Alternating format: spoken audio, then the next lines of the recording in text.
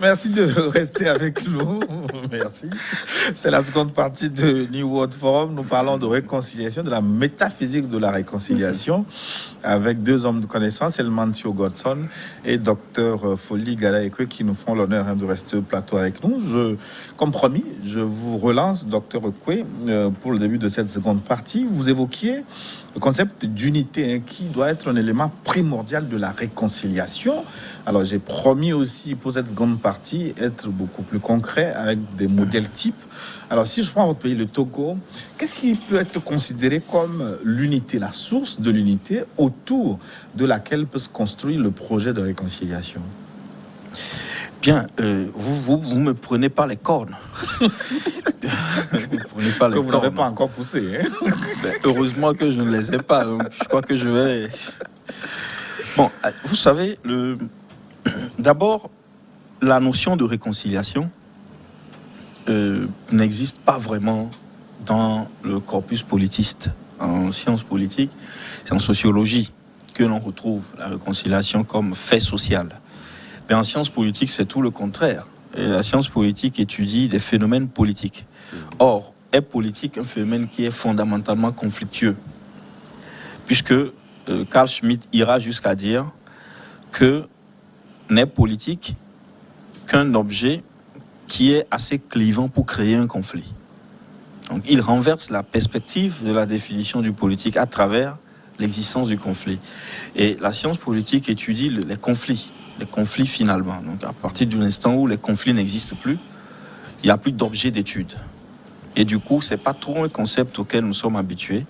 Et on étudie la guerre, on étudie les phénomènes conflictuels, les crises, ainsi de suite. Mais quand nous revenons au Togo, moi, je partirai toujours de ce que Godson a dit. Il a parlé d'une unité fondamentale qui mettrait tout le monde d'accord à la base. Et c'est sur cette unité fondamentale que va se faire le jeu de la conflictualité, la comédie de la conflictualité, dont la fin, l'objectif, serait la construction ou la consolidation de l'unité. Et si nous sommes dans un contexte où cette unité fondamentale, qui existe en fait, tout à fait, ne trouve pas d'ancrage empirique, ne trouve pas d'ancrage sociologique, d'ancrage matériel, est-ce qu'il faudrait même parler de réconciliation? C'est ça. Parce que quand vous prenez l'histoire politique du Togo, excusez-moi, deux exemples. Le pouvoir qui régissait le territoire était extérieur au territoire durant toute la colonisation. Le pouvoir qui régissait le Togo était extérieur aux Togolais. C'est ça. À un moment donné, l'histoire a voulu que ce pouvoir soit transféré aux endogènes, aux forces endogènes. Malheureusement, il n'y a que le temps, le futur, qui nous permet de comprendre les erreurs qu'on a commises par le passé. Que s'est-il passé dans le cas du Togo au moment où on organisait, à travers le Conseil de tutelle des Nations Unies, ainsi de suite, les partis politiques et le haut-commissaire, notamment la France, qui représentait la France, on organisait ce transfert de pouvoir, du pouvoir. On a fait ce que nous appelons Kalimbébé, c'est-à-dire on jette le pouvoir que détenaient les instances exogènes. Ils vont organiser son transfert à travers un jeu électoral. Ils vont jeter le pouvoir et demander aux populations de voter. Et la force qui sera majoritaire au vote capte le pouvoir et l'exerce. Or, les dynamiques qui ont structuré ces forces politiques endogènes étaient contradictoires. Et du coup, déjà à la naissance de l'État, on a transféré le pouvoir régalien maximal à des forces qui étaient antagoniques. Et le pays n'a donc jamais construit les bases et les balises de cette unité sacrée dont nous parlons, avant que le jeu politique multipartite ne s'incruste au-dessus. Tout à fait. Et du coup, le parti qui a gagné, qui a pu capter le produit du Kaling-Bébé organisé par l'ONU, ce parti, c'était le CUT.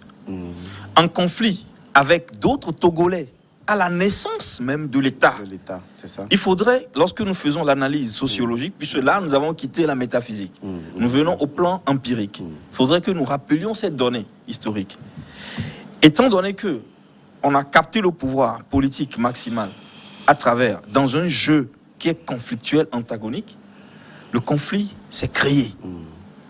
Et la radicalisation de ces altérités politiques est telle que il y a l'exclusion, ce qu'on appelle le nihilisme, l'annihilation. Donc l'autre, c'est pas moi.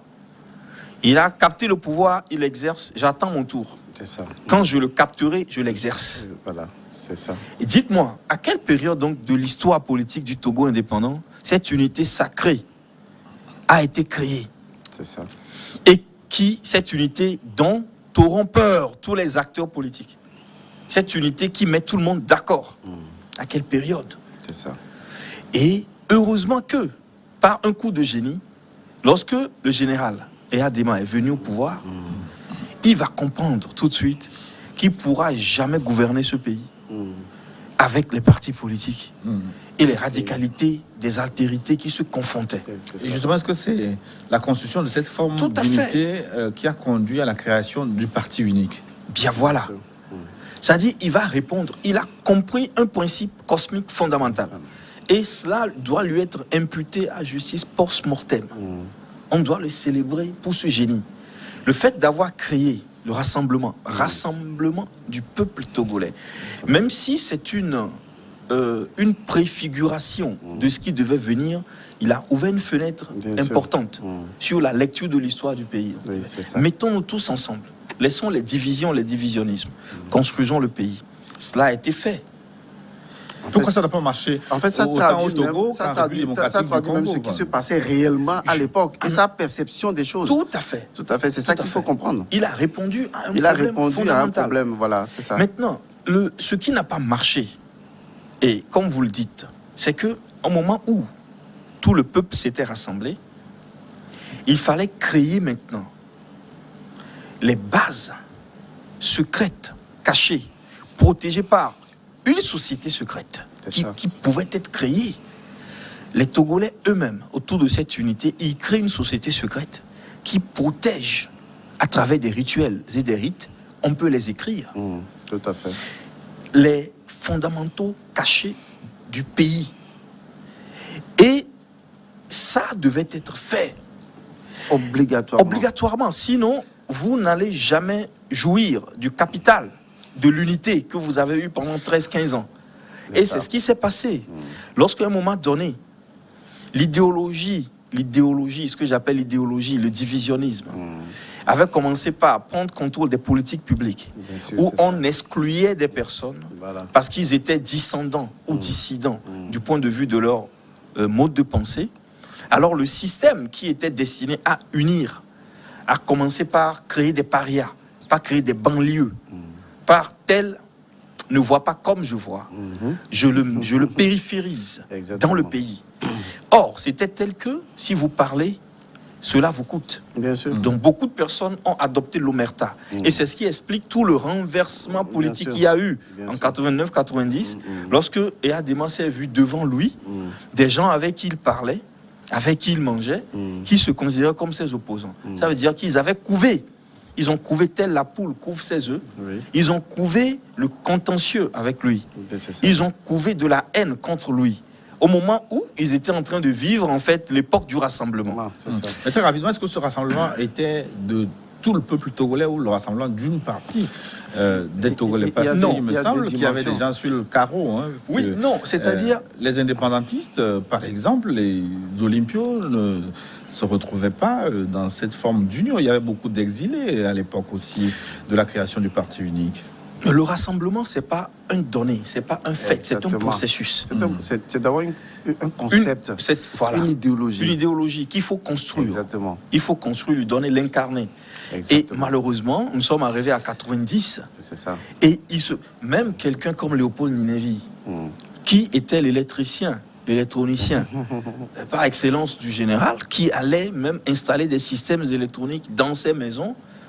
Il se le voit devant comme opposant. J'ai dit, donc, tous ces gens étaient des hypocrites autour du rassemblement. C'est ce qui se passe lorsque on ne construit pas une unité fondamentale cachée, bien sûr, qui est sacrée, sur laquelle on pose maintenant les balises politiques.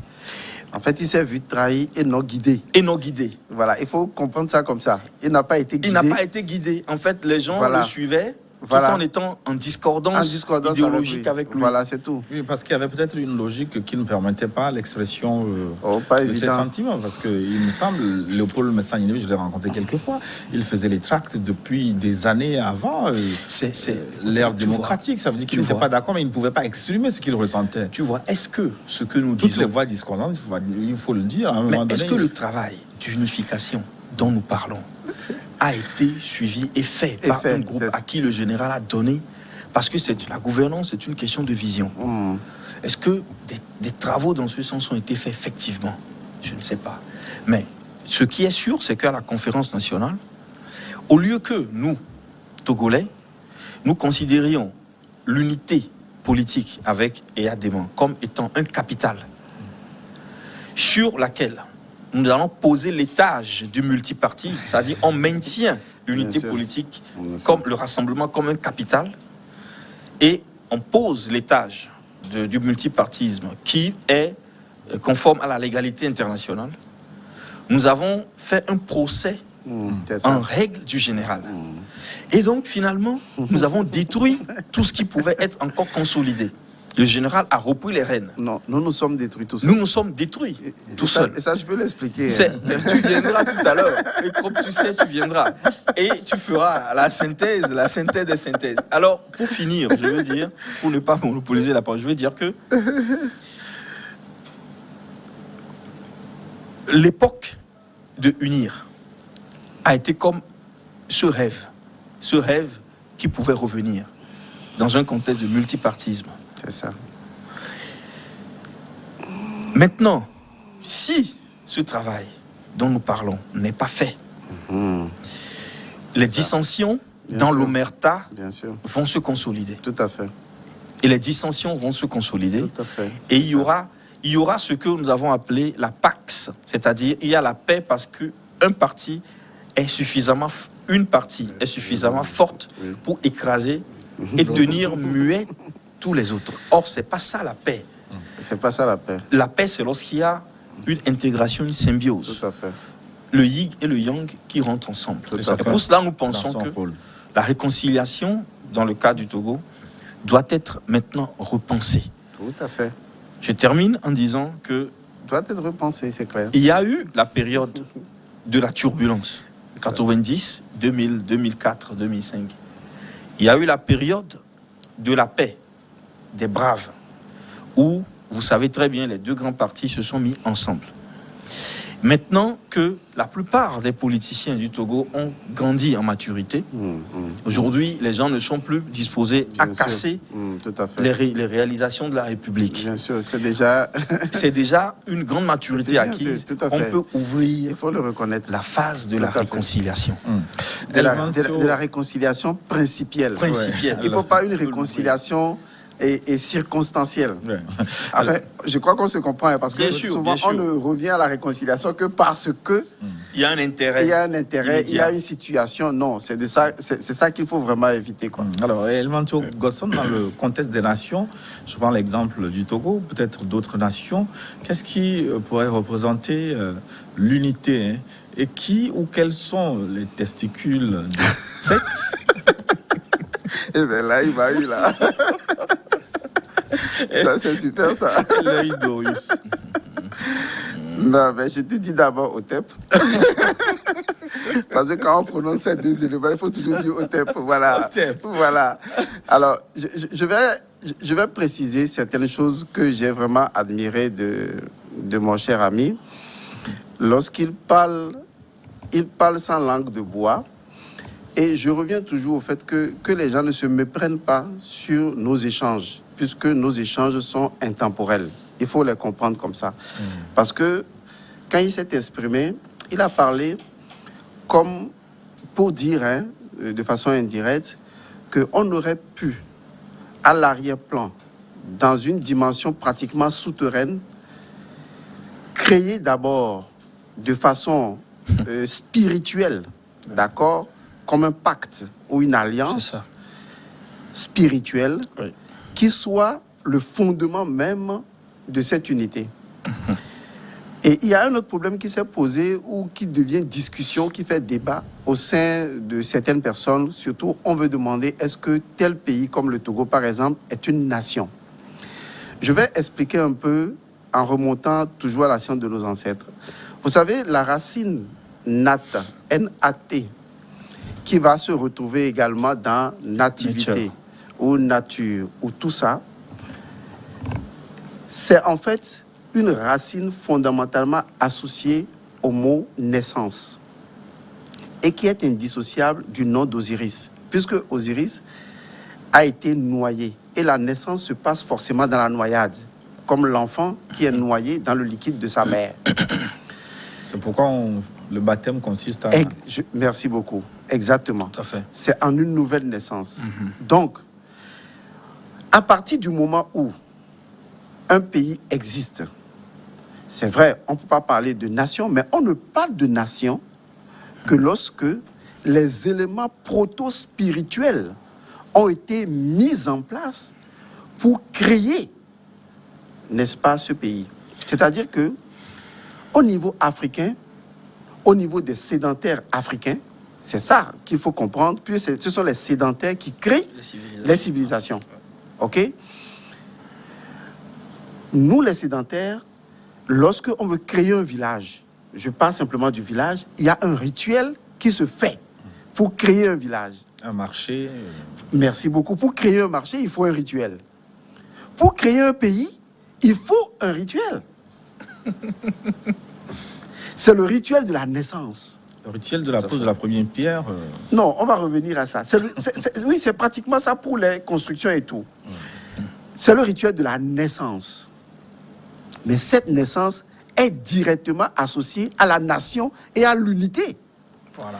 Puisque pour créer un village, il faut appeler plusieurs forces, Tous les clans.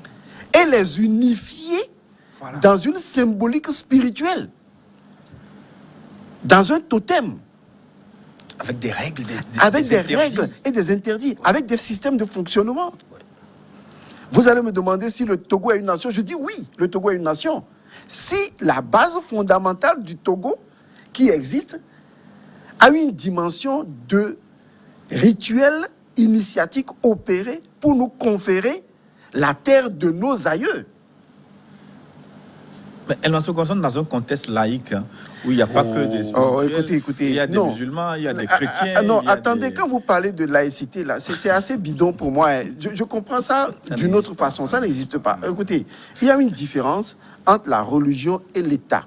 On est d'accord. Mais pas entre la spiritualité et l'État. Il faut que les gens ne confondent pas les choses. La spiritualité n'est pas la religion. La religion est un système organisé qui a ses dogmes, qui a ses règles et qui va ou qui vont à l'encontre ou qui peuvent aller à l'encontre des intérêts de la nation ou ne privilégier que certaines personnes. Et c'est d'ailleurs pourquoi la religion a été exclue en quelque sorte du pouvoir, puisque le pouvoir gère le public, la chose publique sans, comment on appelle, sans parti pris, mais la religion ne ferait pas ça.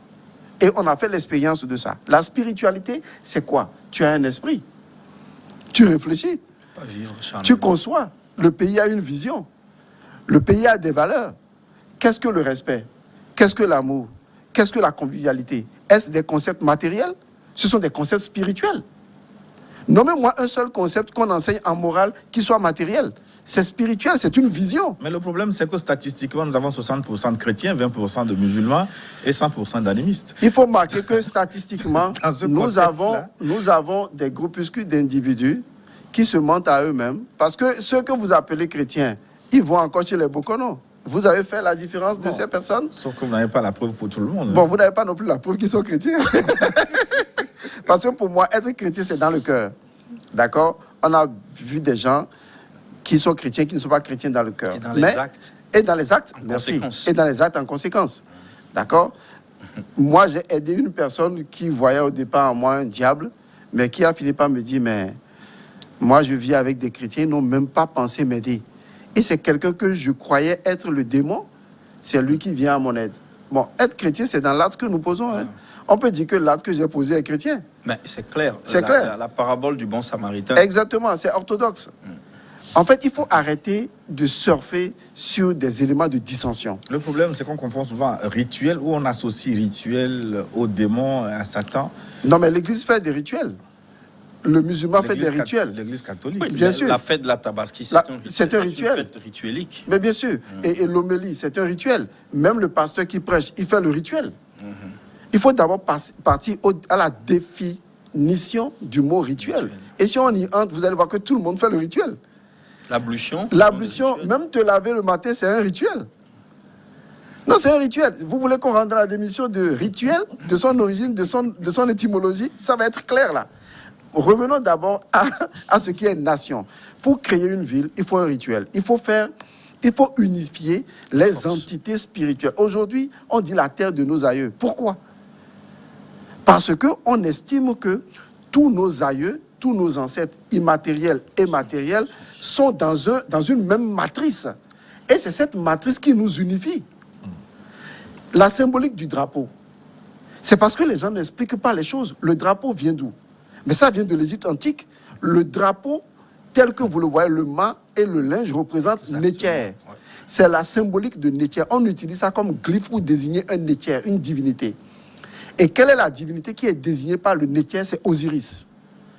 Osiris momifié représente le soutènement du mât. C'est ça. Osiris Horus dirigeant l'Égypte, qui représente le phallus, représente le mât. Et le suaire, là, ce que vous appelez le drapeau, le tissu, représente le suaire d'Osiris, qui est monté depuis le monde souterrain, où il a été momifié, pour monter vers le haut. Voilà. Et qui monte avec Ré.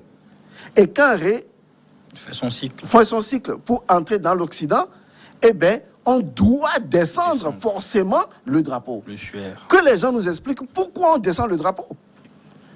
Mais oui, qu'on nous explique pourquoi on descend le drapeau. Pourquoi c'est un rituel. C'est d'ailleurs pourquoi on demande aux élèves exactement de rester tranquilles lorsqu'on le monte, tout à fait, le descend. C'est bien un sûr, rituel. C'est un rituel. Oui. Et quand le drapeau est descendu, il va où? Mais il faut qu'on leur dise, le drapeau doit aller forcément dans un endroit souterrain. Parce que c'est là que le drapeau se réénergétise. Se recharge. Parce que la momie d'Osiris représente les divinités souterraines qui rechargent de leur énergie de vitalité tellurique le monde dans lequel nous devons avoir la végétation et la prospérité. L'animalité. Normalement, à l'origine, lorsque quelqu'un doit se mettre debout devant le drapeau, il fait comme ceci, mais il tient son phallus. Et ceux qui n'ont pas de phallus? Mais il tient une arme. C'est ça, vous allez remplacer par une arme. Donc il faut vraiment qu'on rentre dans la symbolique réelle des choses. Sinon, on se perd là. Les choses n'ont plus de sens et on fait n'importe quoi. Et c'est un grand n'importe quoi. Il faut arrêter ça. Je crois qu'aujourd'hui, il faut recentrer les choses. On ne parle d'une nation que parce que nous avons des ancêtres communs. Vous voyez? On a des ancêtres communs qui territorialisent notre pays de façon imaginée ou imaginaire ou symbolique. On parle du Togo. Tous nos ancêtres se retrouvent dedans. Mais de toutes les façons, ces cérémonies ne se font pas devant les écrans. Mais il faut maintenant revenir. C'est de ça. Personne ne sait si cela a été fait. Mais c'est de ça qu'on parle. Parce que si vous n'unifiez pas les ancêtres, vous n'unifiez pas les morts. Quand des centaines de personnes meurent, on dit que c'est pour la nation. Quel rituel vous faites après pour les pacifier? Non, mais... Donc, je pense que je vais laisser... Je voulais juste mettre de l'eau, mais continue. Non, c'est pour dire que quand on parle de nation, quand on parle d'unité fondamentale, c'est ce qu'il disait. Ça, c'est ce qu'on se décrète dans l'obscurité où on voit. C'est ça. L'obscurité dans laquelle on a le hibou, on a la chouette, qui représente Kemet même. Le mot Kemet, c'est voir dans l'obscurité. Où on voit dans l'obscurité, on est là, caché. Où on dit, voilà comment on veut que ça tienne. Je vais utiliser un mot, je ne sais pas si le Mina l'exprime. Il a toé, quoi. Il y a Et c'est comme ça. C'est ça l'état profond. C'est ça l'état profond. Qui protège l'État. Qui protège l'État. Oui. Qui protège l'évolution de l'État. Ouais. Mais si ces entités-là, cette mise au point de l'unité fondamentale des ancêtres et de nos acquis spirituels, immatériels, n'ont pas été réalisés consciemment, même si ça existe fondamentalement. Consciemment. Mais il y aura toujours un désordre, sans qu'on ne sache d'où provient le désordre. Donc, à quoi se réfère-t-on quand on parle d'unité d'un pays? C'est à ça. Bien sûr. L'unité est fondamentalement spirituelle. S'il te plaît.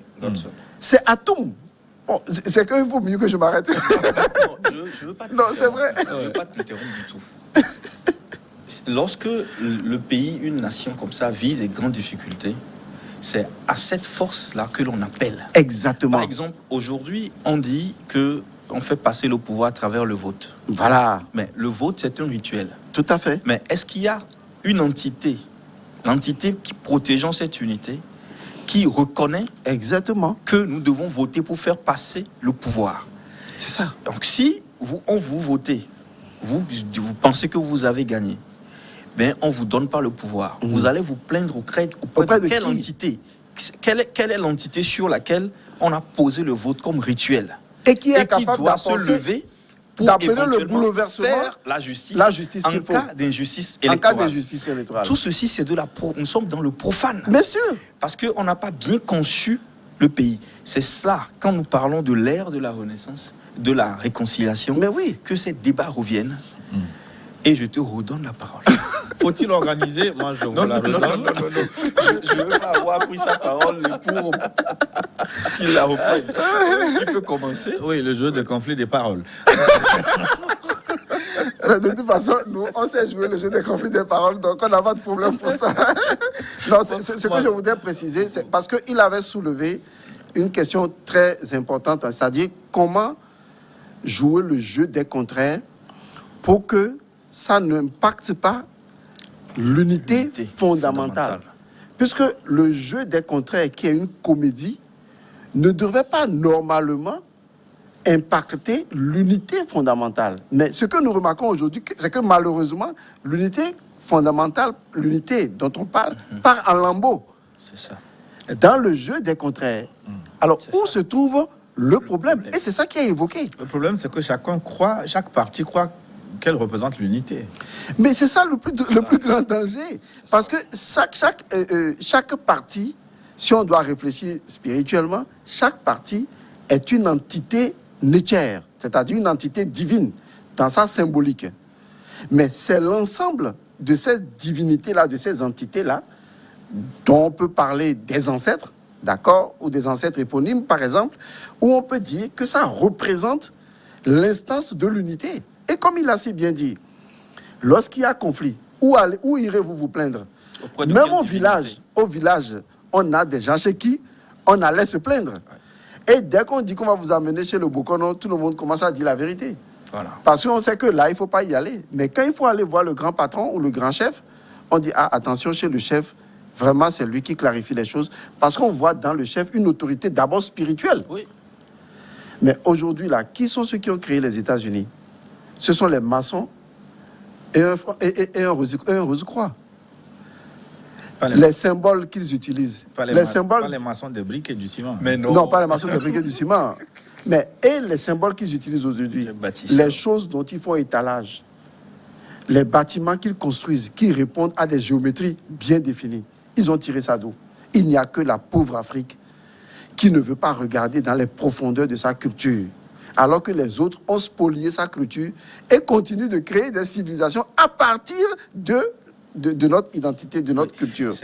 Il nous reste une vingtaine de minutes. Donc, remettre les choses dans... Je vais finir rapidement. Ce qu'il faut faire aujourd'hui, c'est repenser la divinité Atum ou Thème. Puisque ça se dit en éveil, par exemple, Thème, c'est une image de l'unité fondamentale. Puisque c'est un être androgyne et en même temps transcendant. Puis c'est de lui que l'Énéade est né. Oui.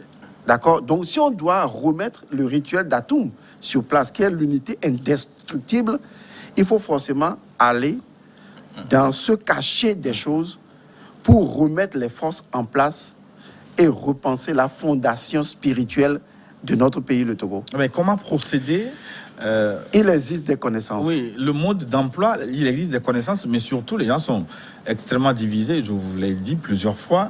Faut-il organiser des états généraux de la spiritualité? Parce que avant votre réconciliation, il faut mettre les religieux d'accord, parce que ce que vous dites là, pour le moment, les pays sont détenus par les autorités religieuses ou catholiques, ou musulmanes, ou presbytériennes.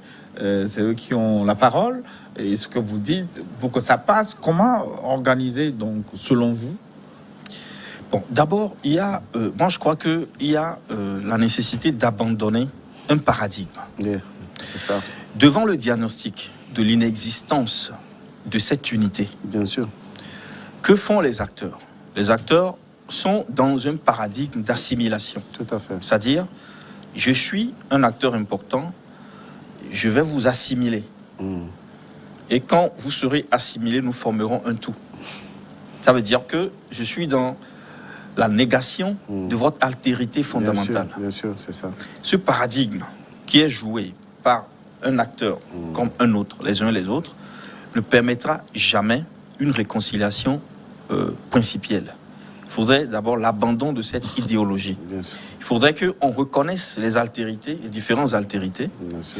et qu'on accepte dialoguer avec toutes ces altérités Tout à fait. pour créer ce qu'on appelle le fondement national. Tout à fait. Et lorsque le fondement national sera créé, les entités ou l'entité majeure, l'entité tutélaire majeure sur laquelle ce fondement est déposé et qui veillera, un peu comme le Douléba, Exactement. qui veillera, c'est ça. ce que les Chinois ont fait, la Chine Oui, a fait, oui. qui veillera sur ce pays. Bien sûr. La Chine a Douléba, donc. Hein. Bien sûr, Bien sûr. Il y a une entité tutélaire qui protège la Chine parce qu'ils ont réussi à faire cette unification. C'est cela, c'est comme ça qu'on crée les nations. C'est Et comme donc, ça qu'on crée les nations. Godson disait tantôt, il a dit tantôt une phrase qui m'a un peu fait tiquer, mais quand il a expliqué, j'ai compris sa pensée. Il disait que le Togo était une nation. Et il est allé dans le sens de la nation rhénanienne. Parce qu'il y a deux acceptions de la nation. Bien sûr. Ah oui, la nation, c'est d'abord lorsque on a une identité Bien sûr. culturelle, d'histoire, de langue, une identité de destin. Et on forme, fait. on crée un État qui est le toit, c'est ce qui est l'État-nation. D'accord. Ça, c'est la définition sociologique. Tout à fait. Mais Ernest Renan va dire que, attention, on peut créer aussi la nation à travers l'exercice du libre arbitre, à travers des gens qui n'ont aucune identité culturelle, qui n'ont aucune identité de tradition, mais qui, à un moment donné de l'histoire, décident de vivre ensemble. Bien sûr. Ils font donc le rituel de l'unité. Tout à fait. Et cette nation est née. Je crois que le Togo, comme tous les autres pays, Bien sûr, de l'Afrique, beaucoup de pays vont d'ailleurs. s'inscrire dans ce fait. paradis, puisque nous sommes La des nation multinations. construite. Justement, une nation voulue et construite. Voulu, bien sûr. On met Donc, nos ancêtres ensemble. Voilà. C'est Et ça qu'il on faut crée comprendre, une bien sûr. unité. Tout à fait. Comme ce qui est en train de s'opérer au Rwanda, même si... Mais, bien sûr. Par exemple, voilà. Maintenant, on doit aller vers un nouveau constitutionnalisme, c'est-à-dire une nouvelle mécanique étatique, Oui. vers une nouvelle philosophie de distribution des ressources. Parce que tant que nous n'avons pas changé de paradigme, la philosophie de distribution des ressources que nous avons va être conforme à la géographie du politique, Tout à fait. va tenir compte des appartenances politiques. Et cela va créer des parias, des périphéries, des banlieues, des exclus, ainsi de suite. Et c'est ça qui constitue ce que moi j'appelle les haines sociales. Oui, oui, c'est ça. Il y a des haines sociales sur lesquelles vont surfer les forces étrangères, les forces exogènes, qui n'aiment pas nos pays, qui vont jouer une haine contre une autre. Et ces genres de pays vont tourner en rond. Bien sûr. Et je vous assure que le général, je reviens au général, le général, à un moment donné, a fait des consultations.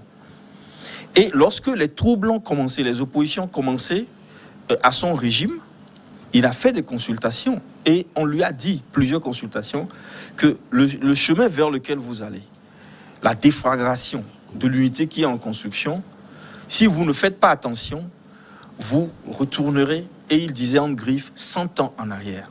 Ça veut dire que vous ferez 2 jubilés avant de vous rendre compte que le pays que vous êtes, étant un pays sacré, au destin particulier, a besoin d'être unifié à la base, C'est ça. avant de jouer en superficie Tout à fait. le jeu du multipartisme. Tout à fait.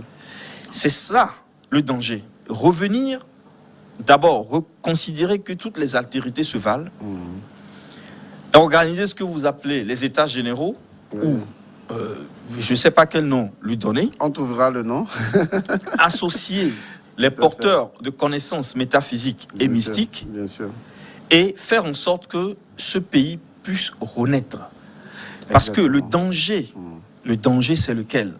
C'est que aucune force ne sera assez capable dans le temps de faire la pacification par la violence, de pacifier tous les Togolais, toutes les altérités par la violence. Si vous n'avez pas réussi, on n'a pas réussi à mettre dans les rangs et à détruire, à fondre dans ce qui existe, les altérités de l'indépendance. Après 60 ans, les radicalités de l'indépendance existent toujours et attendent le moment propice pour prendre leur revanche. Si après 60 ans, on n'a pas pu les assimiler, c'est qu'aucune force politique ne réussira à assimiler tout le monde, à faire ce que les gens ont appelé la Pax, la paix, la fin de l'histoire, c'est-à-dire la fin des conflits, parce qu'on a écrasé tous les potentiels adversaires. Il n'y a plus de conflits, puisqu'il n'y a plus d'ennemis. Ce ne sera pas possible. La meilleure voie, c'est ce que nous disons ici, c'est de revenir à la source, en puisant les éléments de notre tradition, de reconnaître qu'il peut y avoir des voix discordantes dans le pays, et faire en sorte que toutes ces voix soient considérées ensemble. On va vers un nouveau constitutionnalisme, on rebâtit, parce que nous sommes arrivés à l'ère de la réconciliation, de la bâtisse, de la nouvelle bâtisse du pays. Donc, aucun testicule ne sera assez fort. Comme je l'ai dit au départ, dès qu'on fait l'invocation de l'œil d'Horus, on doit faire l'invocation également des testicules de Seth.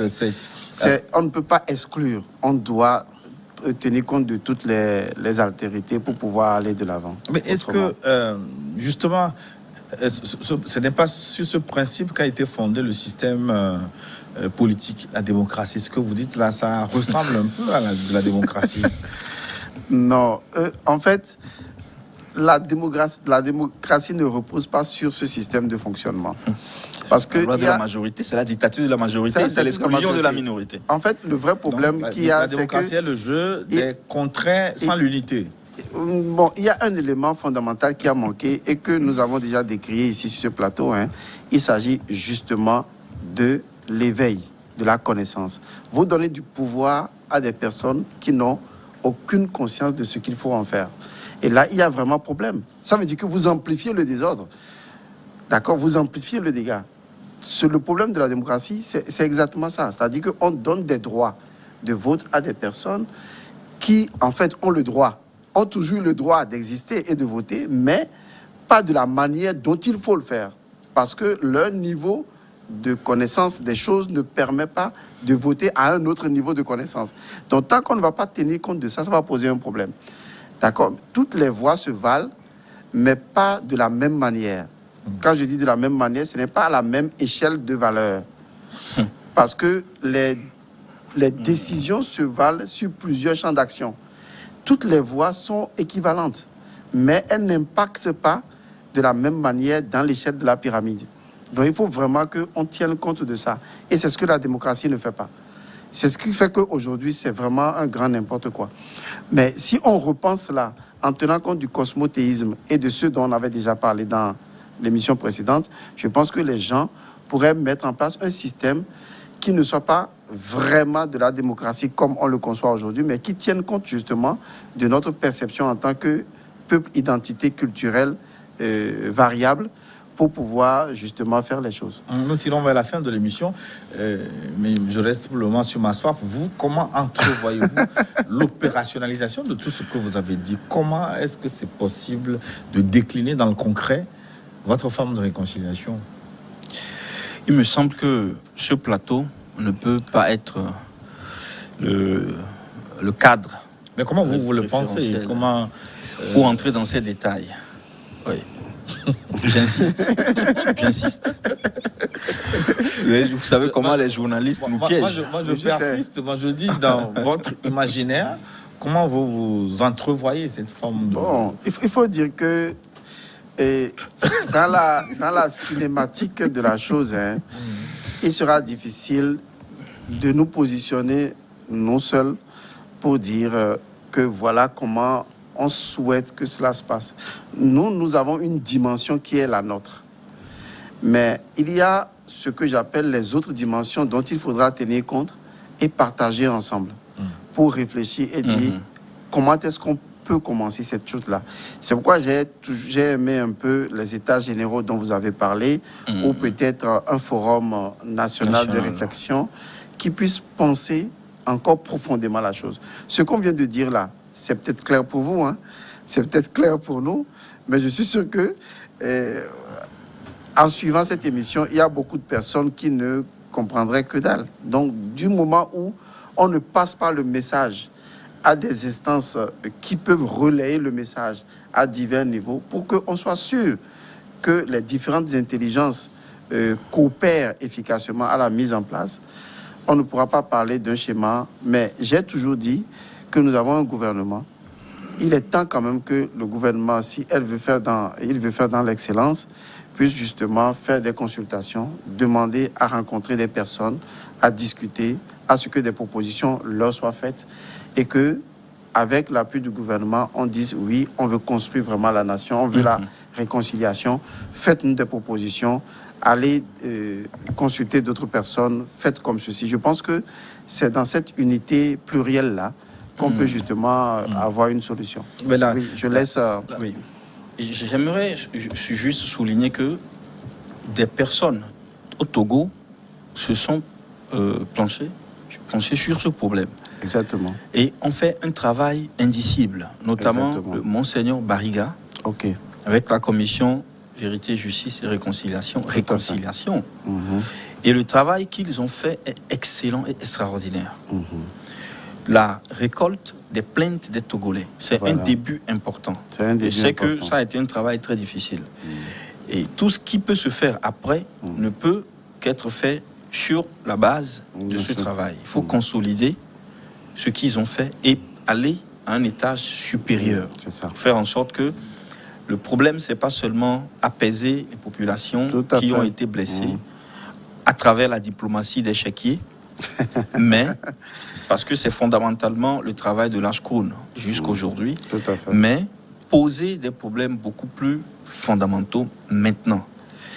C'est-à-dire, en clair, faire une lecture de ce recueil-là, l'analyser et l'approfondir également sur le plan métaphysique et symbolique pour voir comment on peut organiser autour de voilà, tout un système pratique de fonctionnement. Je crois que c'est faisable. Parce que ces plaintes-là sont quand même quelque chose. Hein. Ça parle. Oui, ce sont les âmes. Ce sont les âmes. Ce sont les âmes qui se Oui, ce sont les éléments du conflit. Donc, les testicules. Les testicules et l'œil. Donc, ce sont les éléments. Mais c'est leur lecture qu'il faudra faire. Il faut faire une autre lecture. Exactement. Comme il l'a dit, ce n'est pas une lecture qui se règle en termes de « entendez-vous, prenez le chèque, faites ceci ». Non, il faut faire une autre lecture. Et à partir de cette lecture, on peut justement aborder la prochaine phase. Je pense que c'est déjà une très bonne étape de la chose. En tout cas, les grandes oreilles vous écoutent. Nous sommes préoccupés. Nous sommes préoccupés. Voilà. Quelquefois, on a des discours qui sont d'ordre national. Bien sûr. On n'a pas toujours des discours. L'abstention, il ne faut pas parler parce que ça ne te fait pas du bien. Oui. Il faut quelquefois avoir le courage de poser des problèmes qui sont d'ordre national. C'est ça. Et permettre à ce que ceux qui sont plus autorisés aient des éléments de réflexion. Même si c'est coûteux, il faut qu'il y ait des Togolais qui fassent ce genre d'analyse et l'offre, n'est-ce pas, gratuitement. Bien sûr. Comme ça, à tous ceux qui sont intéressés. Voilà. D'accord, donc nous arrivons pratiquement à la fin de cette émission. Je voudrais consacrer quand même quelques minutes pour rendre hommage à un compatriote, à un collègue qui s'est éteint ce week-end. Il s'agit de Aliou Tchakala, qui a été reçu quelques fois sur ce plateau, un journaliste, directeur de publication de l'hebdomadaire Le Courrier de la République. Il s'en est allé. Hommage à cet homme discret, très efficace, Aliou Tchakala. Paix à son âme, on va dire. Monsieur Gonson, on a perdu un ami. Bon, on a gagné un ami. Bon, j'aime pas vraiment trop l'expression qui s'est éteinte. Je ne sais pas pourquoi les hommes disent ça, mais parce que... Son corps s'est éteint. Bon, si vous le dites comme ça peut se comprendre. Mais pour nous, il s'est allumé. Il est plus que vivant. Il est plus que vivant. Donc, disons simplement que nous sommes tous effrayés par la mort, hein, et nous présentons les condoléances à la famille et aux proches de la famille, tout en disant que, mortels que nous sommes, il y a une dimension très immortelle en nous. Et c'est cette dimension qui, justement, force même la mortalité. Cette dimension a besoin de se libérer, des fois, de cette mortalité pour se retrouver dans une version plus améliorée. Et donc, quand vous voyez la mort, vous voyez plutôt la renaissance. La renaissance dans une version différente. C'est vrai, on aimerait bien avoir le contact, hein, toucher, tu es là, je te regarde. Mais il y a des contacts qui n'ont pas besoin de la chair. Ça ne veut pas dire qu'il n'y a pas forcément de contact. Aujourd'hui, on a le téléphone. On peut s'appeler à distance sans forcément se toucher. Il y a cette communication d'âme à âme. Donc, celui qui est parti n'est pas parti. Il est toujours en communion avec vous. La seule chose à faire, c'est à un moment donné, d'évacuer la tristesse, la frustration, la mélancolie. Créée par son départ. Exactement. Et de vivre ce que j'appelle cette catharsis-là.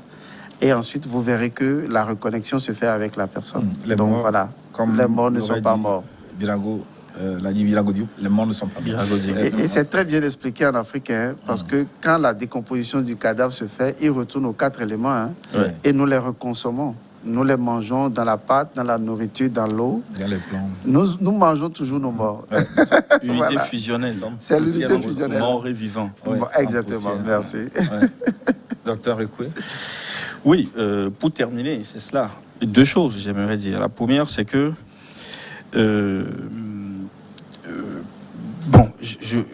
permettez-moi de citer un verset biblique qui m'est venu à l'esprit tout à l'heure, Ézéchiel 22, 30, où on dit que l'Éternel cherche parmi eux un homme qui puisse lever un mur et qui puisse se tenir à la brèche devant moi, devant lui, en faveur du peuple. Mais il ne le trouve pas. Ce que nous faisons, ce travail que nous faisons, c'est pas pour nous, c'est pas pour gagner. Nous ne gagnons rien en le faisant. Et nous sonnons la sonnette, nous avons une sonnette d'alarme. Disons que, attention, maintenant, la boussole doit aller vers le sens de la réconciliation. Tout à fait. Et il faut aller dans ce sens. Il faut commencer par réfléchir, redonner une vie aux instances publiques majeures. Il faut que la gouvernance se revoie maintenant cet aspect-là du pays, c'est important, et commencer par abattre les rudiments et les sièges de l'idéologie politique, qui veut que si tel n'est pas de mon bord, je lui inflige de la souffrance. Si tel est de mon bord, je lui apporte des faveurs. Ça ne nourrira plus les événements qui vont venir. Il faudrait qu'on aille dans... Et je lance aussi un message à tous ceux qui, dans l'opposition, cherchent à conquérir le pouvoir, qui n'oublient pas qu'ils doivent reconnaître l'altérité et la sagesse de ceux qui sont au pouvoir, qu'ils ont devant eux. C'est ça. La deuxième chose, et je m'arrête, je m'arrête rapidement, 15 secondes. Nous sommes déjà sédentarisés ici. Notre processus de migration est terminé. C'est ça. Maintenant, construisons cet espace. Tout à fait. Bâtissons notre pays. Allons dans le sens des questions techniques. Exactement. Construisons des ponts, construisons des hôpitaux, distribuons les ressources. Faisons en sorte qu'après 200 ans, il y ait un cumul de civilisation sur cette partie du Golfe. Nous n'irons plus nulle part, la mer est devant. La migration est terminée. Construisons maintenant nos espaces. Allons aussi dans ce sens. Et c'est sur cet espoir qu'on va se quitter. Merci de votre aimable attention. Dans un instant, une nouvelle édition du journal sur votre chaîne. À très bientôt.